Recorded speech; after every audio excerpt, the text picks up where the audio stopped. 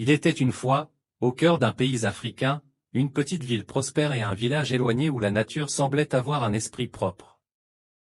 La vie dans la ville et le village se déroulaient comme deux mondes distincts, liés uniquement par les vieilles croyances et traditions qui unissaient autrefois tout le pays.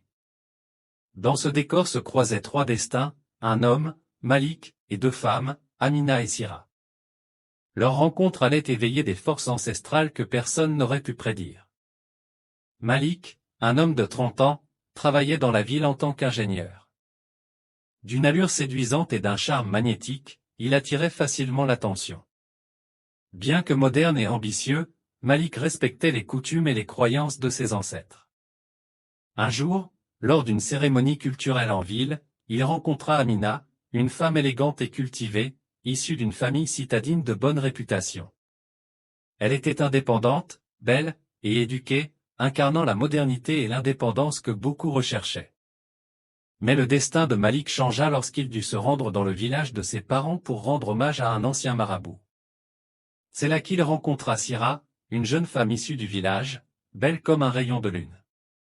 Sira était attachée aux coutumes de son peuple et portait une aura mystique qui captivait Malik.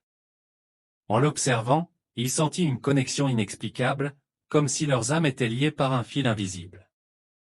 Amina et Sira, bien que différentes dans leur mode de vie, avaient chacune une place unique dans le cœur de Malik. Amina symbolisait la modernité et la stabilité, tandis que Sira représentait la tradition et le mystère. Ce lien particulier allait bientôt être testé d'une manière inattendue. Malik se retrouvait partagé entre les deux femmes. Amina et lui avaient une relation passionnée et complice, ils partageaient les mêmes valeurs modernes. Cependant, quand il était avec Sira, il se sentait connecté à une partie plus profonde et plus spirituelle de lui-même, comme si elle lui rappelait quelque chose d'ancien et de sacré. Avec le temps, Amina sentit le changement dans le comportement de Malik. Elle devinait qu'une autre femme était dans sa vie, même s'il n'en parlait jamais ouvertement. Un soir, elle décida de lui poser la question, mais il évita le sujet. Amina, blessée mais déterminée, décida de trouver des réponses. Elle se renseigna discrètement et découvrit l'existence de Sira. Sans perdre de temps, elle décida de se rendre dans le village de Sira, une décision qui allait les plonger toutes deux dans un conflit aux conséquences inattendues. Lorsqu'elle arriva, Amina fut accueillie avec méfiance par les villageois. Mais elle insista pour rencontrer Sira. Quand elles se retrouvèrent face à face, chacune sentit immédiatement la rivalité qui les opposait, une tension presque palpable. Sira comprit immédiatement que cette femme de la ville aimait Malik tout autant qu'elle. Pourtant, malgré la jalousie et la colère, un respect mutuel s'installa entre elles, car elle savait qu'elles se battaient pour le même homme.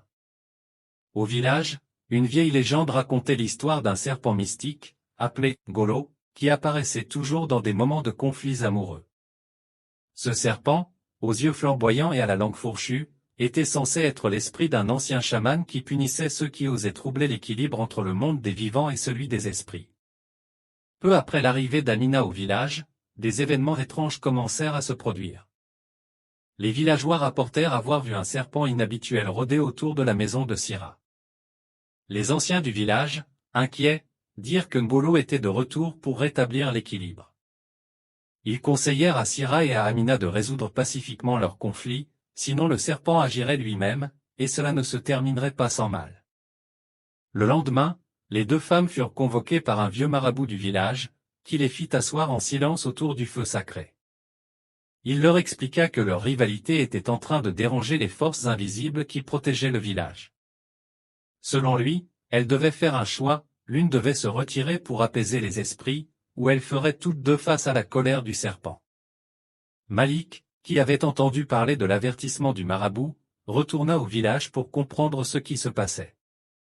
En voyant les deux femmes réunies devant le marabout, il comprit à quel point sa relation compliquée les avait plongées dans une situation dangereuse. Les sentiments de Malik étaient divisés, mais il savait qu'il devait choisir pour protéger les deux femmes. Cependant, ce choix n'était pas simple. Lorsque le marabout pria les esprits pour lui donner une vision, il lui fut révélé que la vraie nature de Malik allait déterminer qui serait celle qui resterait à ses côtés. Le marabout confia à Malik qu'il devait passer une nuit dans la forêt, seul, pour écouter son propre cœur et déterminer celle avec qui il ressentait le plus profond lien spirituel. Malik passa donc la nuit dans la forêt, sous la lumière argentée de la lune. Autour de lui, il entendait les murmures des ancêtres et sentait la présence du serpent.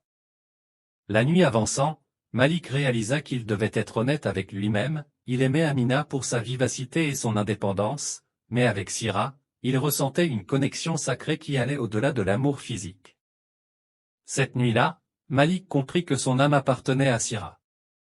Au lever du jour, Malik revint au village pour annoncer sa décision. Il expliqua à Amina qu'il ne pouvait pas l'entraîner dans une vie de dualité. Dévastée, Amina comprit et, dans un dernier acte de respect pour leur amour passé, elle lui souhaita bonne chance avant de partir.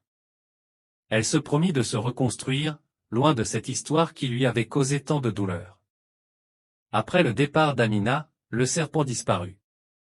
Le village interpréta cela comme un signe de réconciliation entre les forces visibles et invisibles.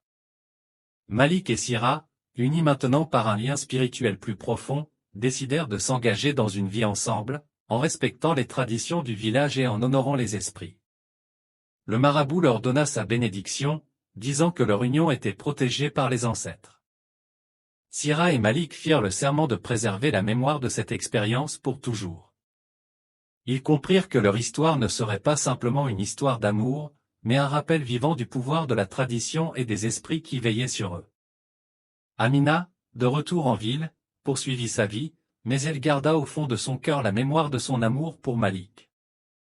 Elle savait que leur histoire faisait désormais partie des légendes du village. Quant à Malik et Syrah, ils vécurent en harmonie avec les villageois, respectant les coutumes, élevant leurs enfants avec les récits et les traditions du passé. Ils savaient que l'équilibre entre la ville et le village, entre le passé et le présent, était fragile et qu'ils étaient les gardiens de cette paix. Ainsi s'acheva l'histoire de « Le serpent et les deux roses », un récit d'amour, de rivalité et de mysticisme, où les forces de la nature et les esprits avaient pris part pour rétablir l'équilibre dans les cœurs et les âmes de ceux qui avaient osé défier les lois invisibles de l'amour et de la tradition.